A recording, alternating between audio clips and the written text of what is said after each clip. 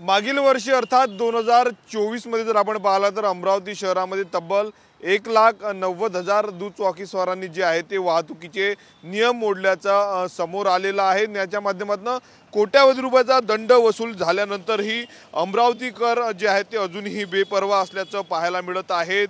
वाहतूक पोलिसांच्या वतीनं दररोज हेल्मेट संदर्भात जी आहे ती जनजागृती केली जाते, परंतु अमरावतीमध्ये जर आपण पाहिलं तर हेल्मेट घालून जे आहे ते दुचाकी चालवल्या जात नसल्याचं आपल्याला या ठिकाणी पाहायला मिळत आहे। मी सध्या अमरावतीच्या इरविन चौकामध्ये आहे, मुख्य चौक आहे आणि या ठिकाणी सिग्नल देखील आहे, परंतु आपण पाहू शकतो दुचाकी स्वार जे आहे ते विना हेल्मेटनेच प्रवास करण्याचं पसंत करतो, परंतु मोजकेच दुचाकी स्वार आहे जे हेल्मेट घालतात। दररोज वाहतूक शाखेच्या वतीनं ठिकठिकाणी जर आपण पाहिलं तर जनजागृती केली जात आहे, हेल्मेटचं महत्त्व सांगितलं जात आहे, परंतु अमरावतीकर मात्र हेल्मेटला पसंती देत नसल्याचं पाहायला मिळतं। यातूनच अनेक छोटे मोठे अपघातात देखील अमरावतीकरांचा जीव गेलेला आहे। मोठ्या प्रमाणावर जे आहे ते दंड वाढवलेले आहेत, दंड भरायला अमरावतीकर तयार आहे, मात्र हेल्मेट घालायला अमरावतीकर सध्या आपल्याला पाहायला मिळत नाहीत। वर्षभरात अनेक केसेस जे आहेत त्या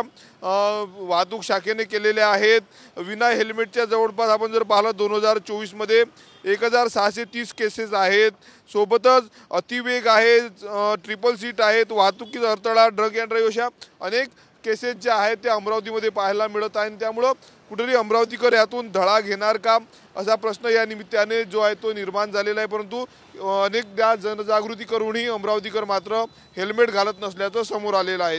कॅमेरामन अनिकेत दहातोंडेसह मी स्वप्नील उमाप, TV9 मराठी, अमरावती।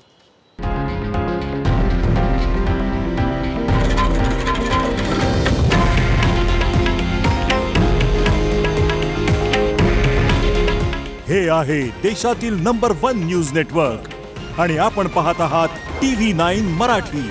काळजी तुमची, हित महाराष्ट्राचं।